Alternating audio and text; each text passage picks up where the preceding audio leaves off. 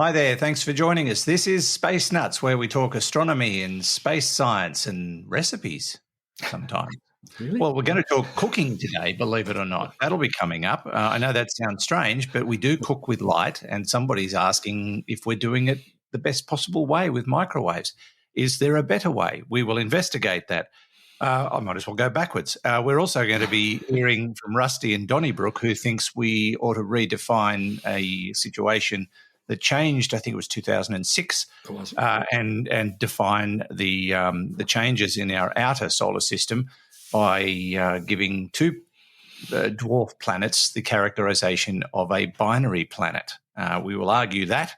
We'll also look at some galaxy mapping, and the wonderful moon Enceladus is back in the news. We'll talk about that too. All coming up on Space Nuts. 15 seconds. Guidance is internal. 10, 9. Ignition sequence start. Space Nuts. 5, 4, 3, 2. 1, 2, 3, 4, 5, 5, 4, 3, 2, 1. Space Nuts. Astronauts report it feels good. And joining us to talk all things astronomy and space science, as usual, is Professor Fred Watson, astronomer-at-large. Hello, Fred. Hello, Andrew. It seems like years since we've met. Oh, it certainly feels like yesterday to me. Oh, right. Okay. Maybe it was. It could have been. Yeah, it could have been yesterday. It's the beauty of podcasting. You can do 20 of them in a day and spread them out over half a year and no one will be the wiser. There wouldn't be any the wiser, but you would be completely bonkers by the time you'd done 20 of these. I think so, yeah, indeed. How are things, by the way? Oh, a bit damp here in Sydney, like they are up in Dubbo for you. Sadly, of course, this week is when our roof maintenance was being done, which consisted of removing all the ridge tiles, removing some tiles that were broken, and a few other things as well. And it's not what you want when it's raining. You absolutely know when you do that job it's going to rain. Yeah. Like, it's the same thing that happens when you wash the car. Oh, I never do that. It rains the day after. Yeah. Anyway, well, we, you just have to grin and bear it, I suppose. They've done a very fine job of making sure the house is watertight, and I hope it still is, because I don't think we're going to come back tomorrow. And they've still got work to do, and there's still holes in the roof, but I think they're all blocked up. Anyway, fair enough. She'll be right, as they say in Australia. That's right. We do, don't we? She'll be right. Okay. Yeah. Now, let's talk about Enceladus. This is an ice moon, and we've learned a fair bit about it because we've been getting up close and personal with it for a while now. But there's been a lot of data coming back, and some data that's been analysed has kind of given it a greener tick in terms of its potential for life. I mean, we've looked at it as a potential life-bearing part of our solar system for a while, but this has sort of added a bit more to the mix, quite literally. Yes, it has. And it's all based, of course, on that most marvellous of all NASA ESA projects, the Cassini mission, which came to an end in 2017 when Cassini flew into the atmosphere of the planet about which it had told us so much, burned up in the atmosphere of Saturn. Actually, it didn't burn up because there's no oxygen in Saturn's atmosphere. It just melted because of the friction, the heat of the friction from the speed at which it was traveling through Saturn's atmosphere. So that's been the most marvelous source of data for scientists who are interested in the planet, its rings, and its moons. And of course, we learned directly from Cassini that Enceladus is one of those moons which has a rocky core, a liquid ocean overlying the rocky core, and on top of that, a crust of ice, which is probably in the region of 20 kilometers thick. The ocean's probably much deeper than that. And so that's the model that we have. And of course, that was largely proven by the fact that around Enceladus' south pole, there are ice geysers. There are these plumes of ice which squirt out from cracks in the ice surface. And so they're tiny shards of ice and water vapor as well that's mixed in with them. And as Cassini, as its mission took place, I think it was there for 14 years, 12 years. It was something like that. It was the early 2000s when it went into orbit. It's a fabulous mission. And as the mission unfolded, the mission scientists were able to steer Cassini through these plumes of stuff coming out of Enceladus and actually analyze them, not just spectroscopically, but also by the mass spectrometers and things that are on board. We're able to tell scientists pretty accurately what were in these plumes of water, vapor, and ice grains, and so we've got this itinerary of stuff, or inventory, that's the word I want, an inventory of stuff that is dissolved within the oceans beneath Enceladus's icy surface. And it turns out, and this is work, by the way, that's been done by a scientist called Dr. Christopher Glein and his colleagues at the Southwest Research Institute in Colorado, one of the leading planetary institutes in the world. What they have realized is that basically, in fact, I'll quote Dr. Glein. What we've learned is that the plume contains almost all the basic requirements of life as we know it. And then he goes on to say, and this is the new thing here, Andrew, while the bioessential element phosphorus has yet to be identified directly, our team discovered evidence for its availability in the ocean beneath the moon's icy crust. So what they've done is they've looked at the balance of what is in that ocean, and they've essentially said the thing that's missing here, but must be there because we know these other things are there, is phosphorus. So they haven't actually, detected it. So what Christopher goes on to say is the quest for extraterrestrial habitability in the solar system has shifted focus, as we now look for the building blocks of life, including organic molecules, ammonia, sulfur-bearing compounds, as well as the chemical energy needed to support life. And he goes on to say, phosphorus presents an interesting case because previous work suggested that it might be scarce in the ocean of Enceladus, which would dim the prospects for life. Yeah. But now what they've done is these analyses. Essentially, they've done, and this is not Dr. Glein on his own. I think he's got a team of collaborators, colleagues who are researching with him. They performed thermodynamic and kinetic modeling to simulate the geochemistry of phosphorus based on insights from Cassini. And I'm quoting the phys.org article about this there because they tend to put it in a very succinct fashion. And this is about the ocean seafloor system on Enceladus. And so this geochemical model that they've evolved as to how the seafloor minerals are dissolved into the ocean, that actually predicts that those phosphate minerals would be there and would be soluble in the ocean. So, quoting again from Dr. Glein, the underlying geochemistry has an elegant simplicity that makes the presence of dissolved phosphorus inevitable, reaching levels close to or even higher than those in modern Earth seawater. What this means for astrobiology is that we can be more confident than before that the ocean of Enceladus is habitable. And he goes on to say, and this is, of course, what we all think, we need to get back to Enceladus to see if a habitable ocean is actually inhabited. And I think so say all of us. That's one thing. And if the day comes where we can get back there and we can get down into the ocean and do some sampling and maybe find a Babel fish or two. Yes, yeah, that's right. We'll be able to talk to them as well. Which we would then. Yes, that's right. Absolutely. Yeah. The next phase is testing whether or not that life is the same kind of life that we have here, or if it's a totally different development unto itself. That's right. That would be amazing. If you've got DNA to sequence and things of that sort, who knows what you might learn. So it is interesting that certainly NASA and other organizations have got missions to Enceladus in their on their bucket list. They do want to send a spacecraft to Enceladus.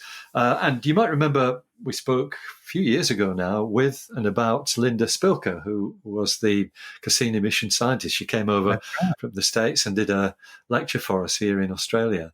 And she was certainly then, and I bet she still is, part of a project called EEL, which I think was something like Enceladus exobiology experiment or something like that. I can't remember. But the idea of EEL was that it would worm its way through cracks in the surface, an eel-like robot that would worm its way down through cracks in the surface of the ice, eventually pop out into the ocean beneath and tell us what's in there. Yes. I guess the only problem with that is you want to be very careful you don't take earthly microbes down with you that might kill everything that's already in the ocean. Yeah. So, well, I think for the earthly microbes, it might be a hostile environment. They may not survive. They might not survive, that's right. Yeah. On the other hand, they could just say, wow, look at this, all this phosphorus, this is fabulous. Yeah, well, we've certainly proven that introducing foreign species into different parts of the planet sometimes works in their favour rather than ours. Exactly. We've got some great examples here in Australia. Cane toads. Yes, cane toads. Did you hear they've actually found some in Lake Macquarie? I didn't know. That's not far from you. I didn't hear that. Know. Gosh, that's getting south. Yeah. Because they have a what do you call it? A quarantine line around. I think it's Coffs Harbour on the north coast of New South Wales. Their wells, they're 500 kilometres south of it. Now they don't know how they got there, whether they were brought in on purpose or they were hitched a ride on a truck. But they found a little colony of them in Lake Macquarie. Wow. That's very scary. It is. Yeah, it is. But they're not a fun creature. But they're not the only ones. We've got rabbits here as well, and foxes, and you name it. Humans. Humans. Well, that's true. Yeah, no, and I should clarify that because I mean, Anglo-Saxon humans largely introduced the species. If you go back 60-odd thousand years, 80-odd thousand years, nobody lived on this continent either. No, that's right. And so, we migrated, we moved in. Yeah. So, you can argue it any way you like. That's right. The fact of the matter is these things happen. And look, Enceladus is very interesting and certainly the focal point of potential life in terms of what it can offer. It's not the only candidate, though. I mean, you've got a couple of other ice moons out there. Europa, indeed, is one with potential, and Ceres, I believe, could be a candidate. Could be. That's right. Which is nearer than either of those two. I think Europa is the one that most missions are focused on, though. And in fact, Europa Clipper launches, is it next year, I think, which is going to orbit Europa, and hopefully will tell us much more about it. Yeah, and I mean, I've even read that Ganymede and Callisto could be candidates as well. Yeah. So wouldn't it be great if there was life on all of them? It would be incredible. And I hope we would be able to report it on Space Nuts, Andrew. I hope so too. It's got to be out there, Fred. Some kind of life, even if it's microbial, it's got to be there. And we're still sort of waiting and hoping that we'll be able to get samples from Mars eventually through the Perseverance rover and analyse that to see if there was any life previously on Mars. I mean, we've already done the maths to prove that Mars existed with atmosphere and liquid water for long enough to create life. Yeah, I assume. Yep. No, I think that's true. Life seems to kick off very quickly in the right circumstances. Yeah. Well, it does. I mean, just look at the mold and mildew on my walls. Fantastic stuff. Yeah. That's what we'll find. Mold, mildew, and babelfish. Green slime, yeah. Yeah, that stuff grows everywhere. Let's just hope the babelfish aren't too slimy because you've got to stick them in your ear, if I remember right. Yeah. Who on earth thought of that idea? It might have been a guy called Douglas Adams, I think. It might have been. Yes. All right. We watch with interest the prospects of life on Enceladus or inside it, as the case may be, and hopefully we will find out in the not-too-distant future. This is Space Nuts with Andrew Dunkley and Professor Fred Watson. 0G, and I feel fine. Space Nuts. Now, Fred, from one small object in our solar system to many, many, many thousands of large objects in the universe, and we're talking about galaxies. And astronomers have been mapping a whole bunch of them, 56,000 of them to be exact. That's correct. Now, at first sight, this story looks like well, so what?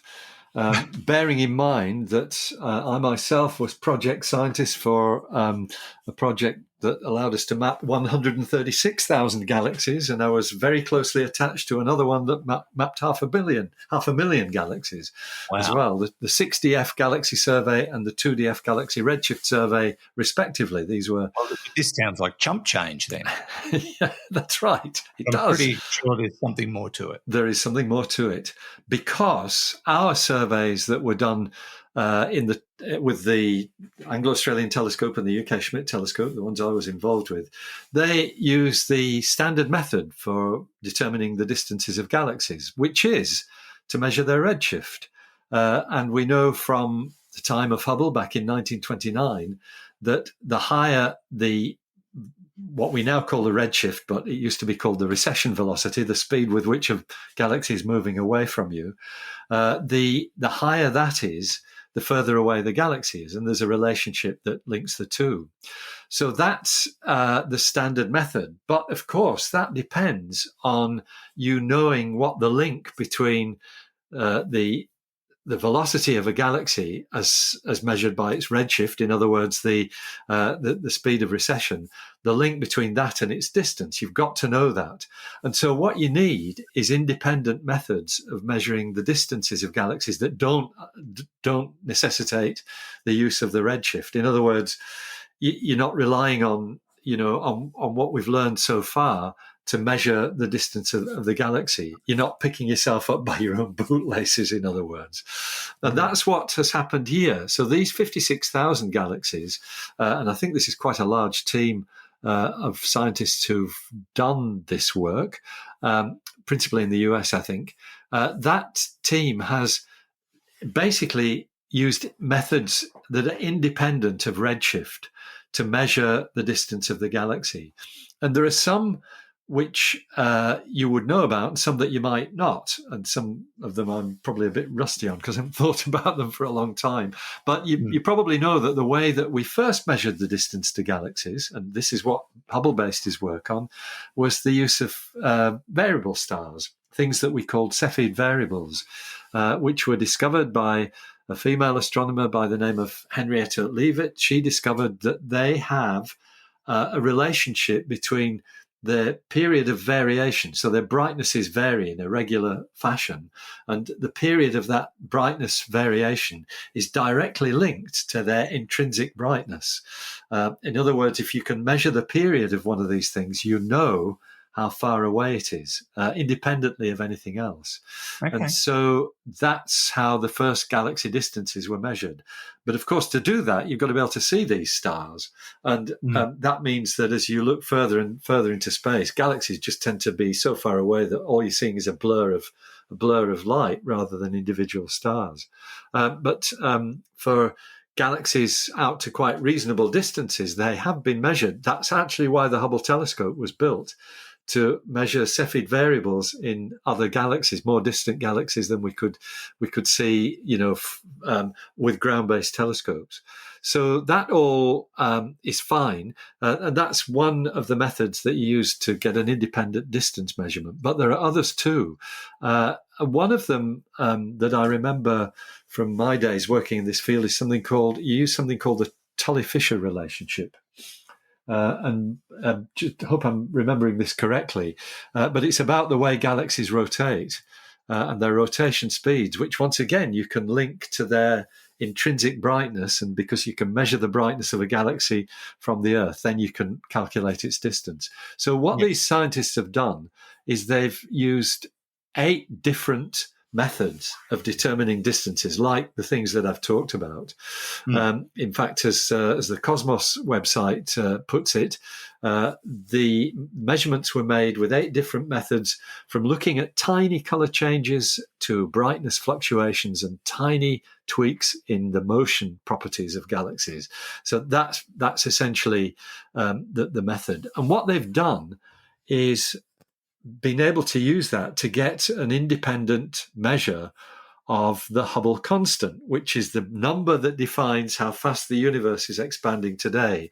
And as you and I have spoken about recently, Andrew, that is a controversial figure because two very, very good and secure methods give you two different answers for what is supposed to be the same thing. So the method that has been used to make these measurements is it has given a value of the Hubble constant. I'll just quote the units because they don't mean that much when you hear them first. The units are kilometers per second per kiloparsec. And what that means is a kiloparsec is, it's obviously 1,000 parsecs. A parsec is 3.26 light years. So for every I beg your pardon, it's not per kiloparsec, it's per megaparsec. Get it right.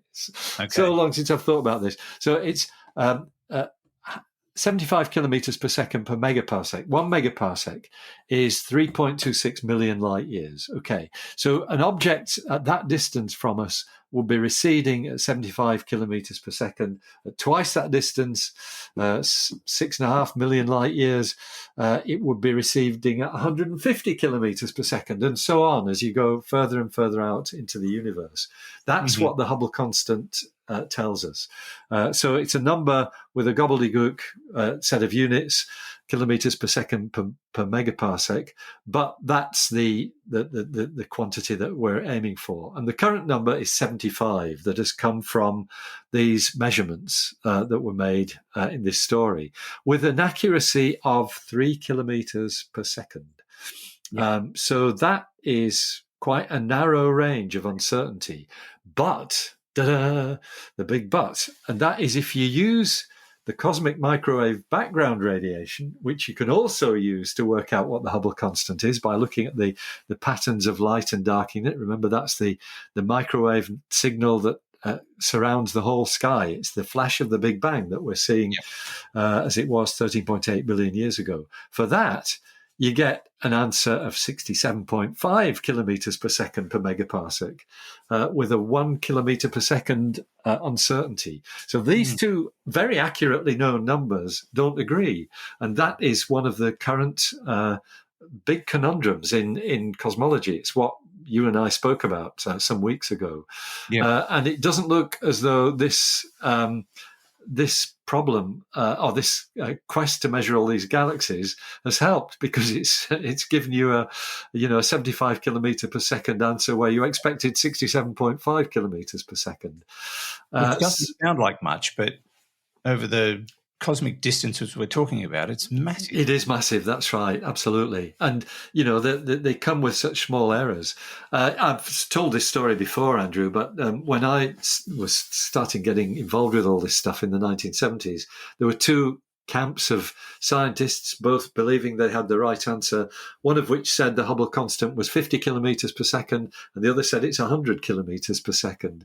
And when the Hubble telescope itself was used to actually investigate this problem, lo and behold, the answer came out at 75 kilometers per second, which is actually confirmed by this new value from the 56,000 galaxies that have just been measured. So it hasn't really helped all that much. You can't write off the 67.5. You can't. That's right. You can't. So the story continues, and I think this is one that we will cover again at length in Space Nuts. So I'm just looking at the article you've been discussing. Where does the standard candle fit into all of this? So, yes, that's just a way of saying if you know how bright something is, and if you know how bright something is intrinsically, in other words, what its brightness will be at a standard distance.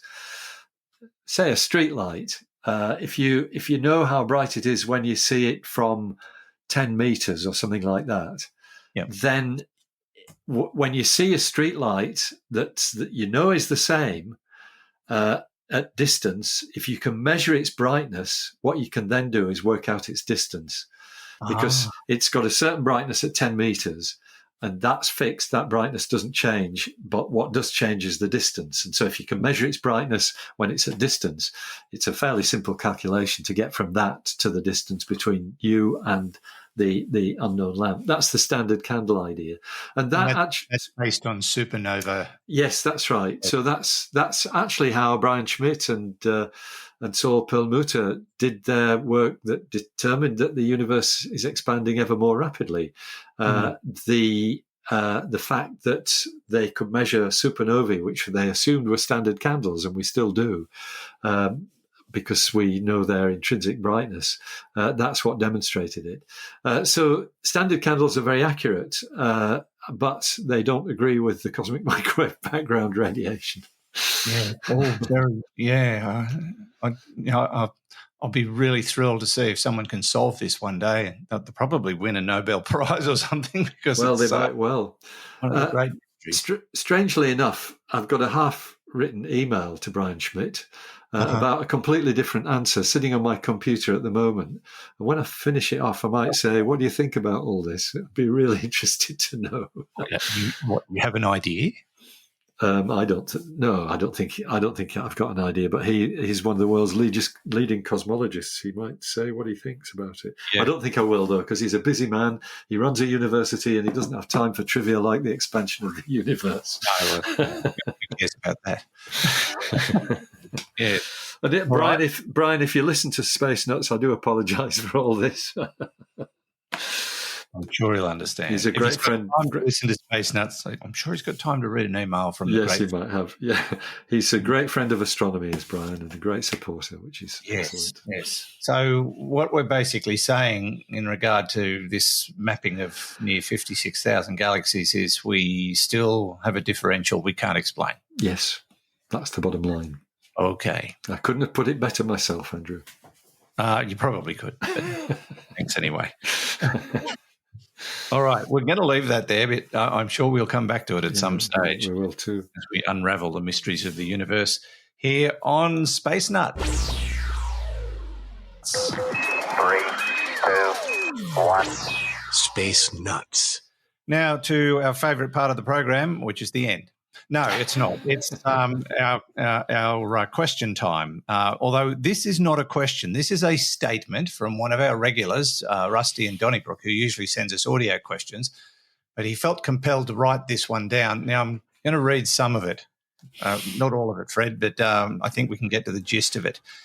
He's talking about Pluto and Sharon. I think that's how it's pronounced, or Karen, Charon. We'll call her Sharon. Sharon. He says the Pluto-Sharon barycenter is 938 kilometres above Pluto's surface, or about 1/13 of the distance to Sharon. If I ask how many moons does Pluto have, any answer but 0 would be wrong. All the bodies in the Pluto-Sharon system revolve around a common point which is outside of all the system's members, calling Hydra and Nix satellites or moons of Pluto the dwarf planet is completely incorrect. They orbit the binary system. Only Pluto and Sharon have reached the IAU's standard for planet or dwarf planet in that they have achieved hydrostatic equilibrium or roughly spherical shape. So what he's suggesting is the Pluto-Sharon system is a binary planet and should be known as such, and that we can get rid of the term dwarf planet forever by defining Pluto and Sharon as a singular rank binary planet in our solar system. And it would be rare, probably the only part of our galaxy that might have something like this, or certainly the only thing in our solar system.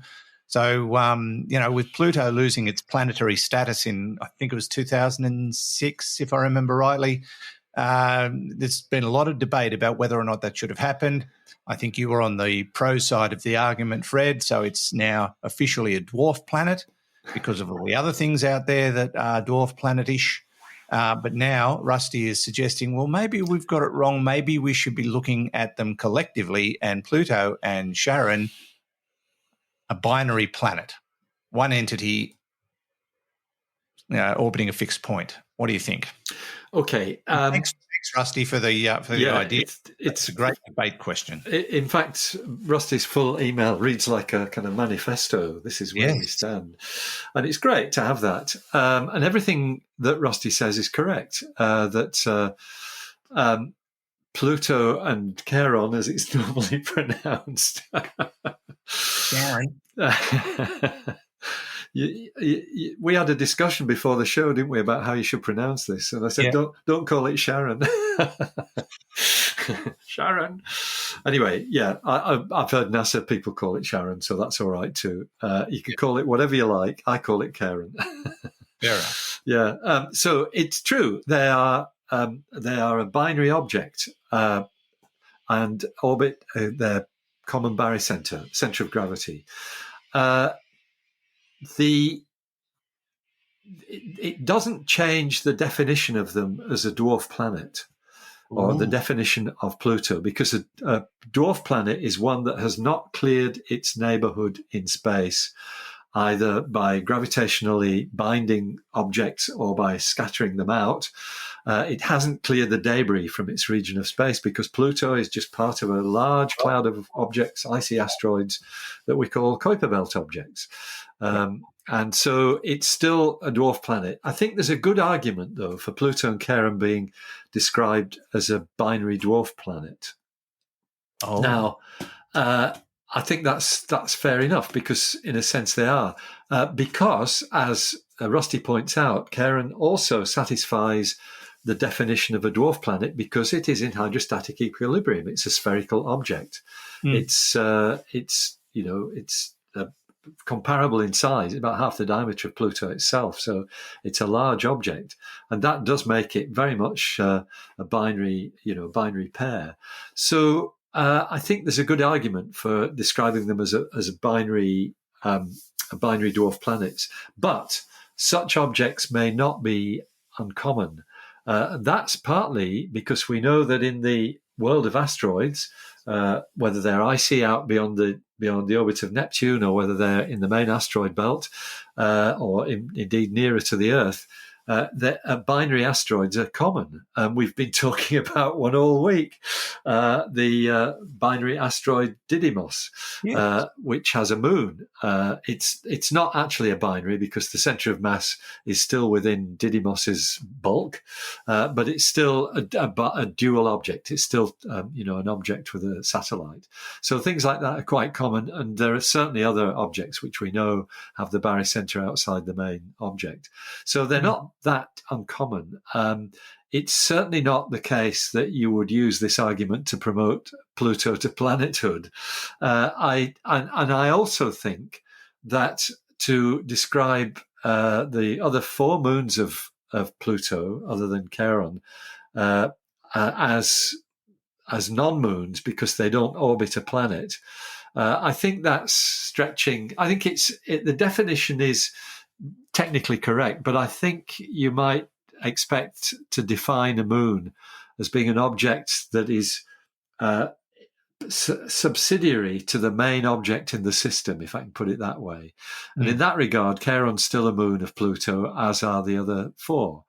And so I think that's there's a little bit of, playing around with words here. And I think you could argue either way. My argument is that it just gets far too complicated and sounds far too pedantic and far too, the word I was going to use is anal, which is perhaps not the right word, but you know what I mean when you really focus on the tiny minutiae. I'm not sure that you can. I'm not saying that. I'm not accusing Rusty of anything like that. Of course, he's a good friend, and these debates are great. But it's not. That's Rusty. Just sending. Okay. It's my other half who's tried to call me 3 times today, and I've either been in a meeting or a colloquium or a podcast recording, so it's one or the other. So I think it's. I think it's far more understandable if you say that these are moons of Pluto, even though technically Rusty is absolutely right. They're not. They're moons around around a pair of binary objects. Yeah, if we did do this, he's suggesting that the formal designation for Pluto should be Pluto A, being Pluto, and Pluto B, being Charon. Yeah. He does the comparison with Alpha Centauri A and that system, even though they're stars. But yeah, and in that regard, I think there's an argument for that because when Karen was discovered, it would not have been known that its mass was high enough to pull the barycenter out from Pluto's bulk. Which we know now. The naming of objects is, as you know, it's an absolute minefield, as we're realizing now with so many of the things that we talk about. So Pluto A and Pluto B, I quite like the sound of that. Yes. You might be onto something there, Rusty, but thanks for bringing up the argument. It's a great debate topic and one that geeks around water coolers of the world will probably ponder for who knows how long. That's the word I was using. Geek.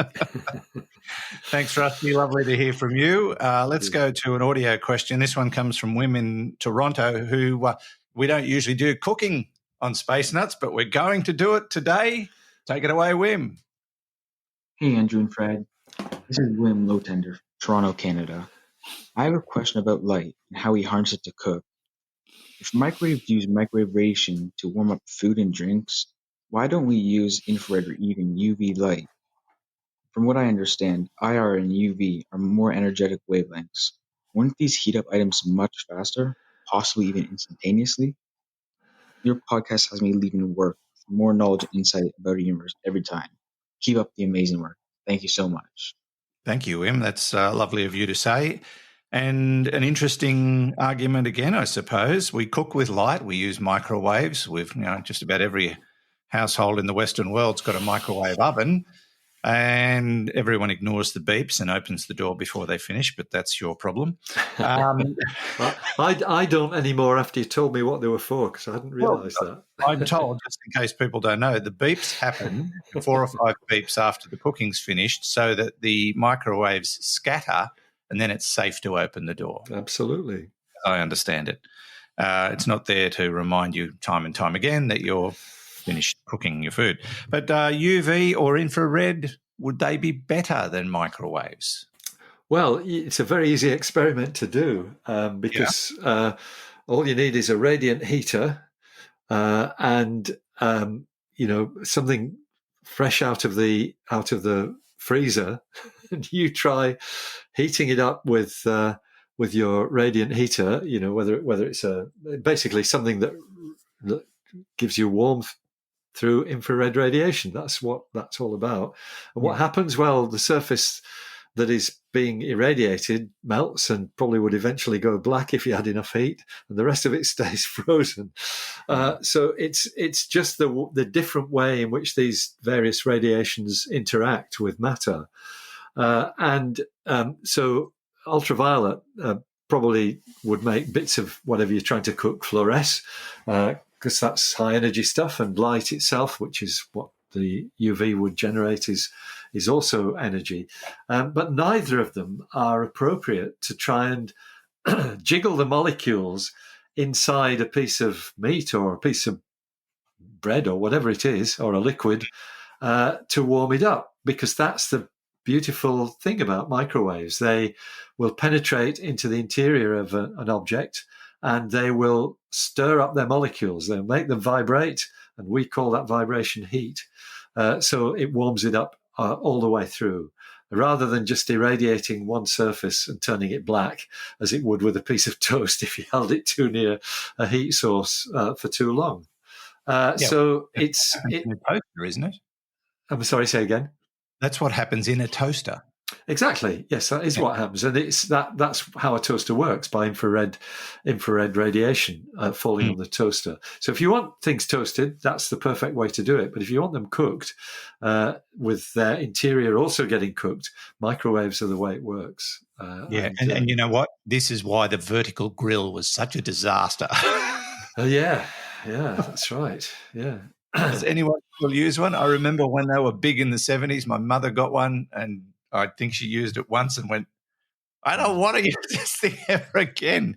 Horrible, horrible things.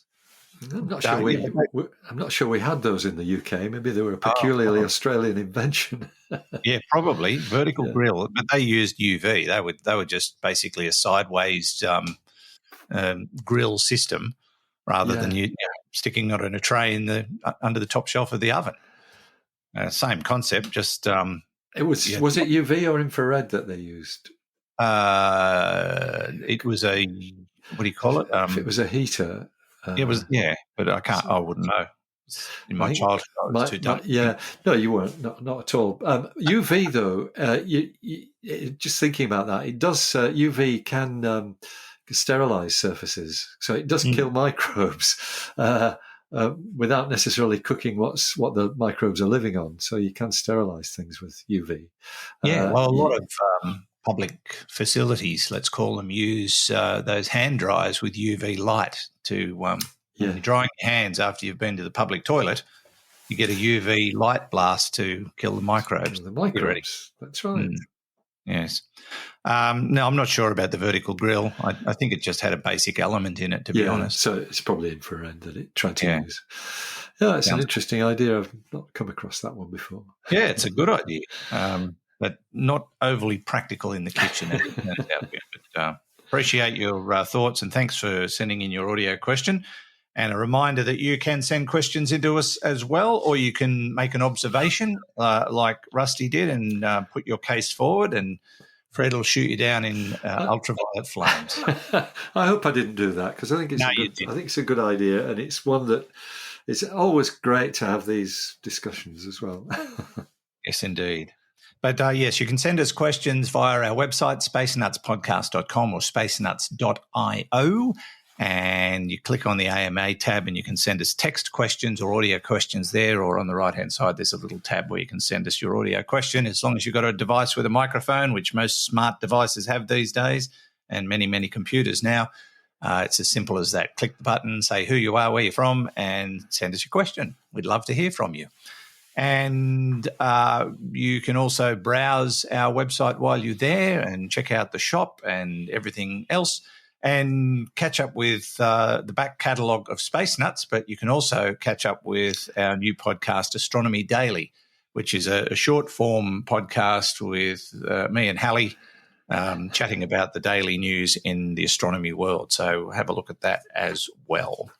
And don't forget to leave us your reviews. We love reviews, except the ones that we don't love. We don't get many, which is good. But leave your reviews through your favourite podcasting platform because they help to spread the word. And while I'm talking about spreading the word, visit the Space Nuts podcast group on Facebook and chat to other listeners. A lot of people get together on there and share their photos and their ideas and their arguments, and it's a great little community, that one. I pop in occasionally and just see what's going on. That brings us to the end. Professor Fred Watson, thank you so much. Oh, pleasure. Always good to chat. Thanks, Andrew. Thanks, Fred. Professor Fred Watson, astronomer-at-large, part of the team here at Space Nuts, and Hugh in the studio who did something today. Which is a nice change. That's it from us. Thanks for your company. And from me, Andrew Dunkley. Catch you next time on another edition of Space Nuts. Bye-bye. Space Nuts. You've been listening to the Space Nuts podcast. Available at Apple Podcasts, Google Podcasts, Spotify, iHeartRadio, or your favorite podcast player. You can also stream on demand at Bytes.com. This has been another quality podcast production from Bytes.com.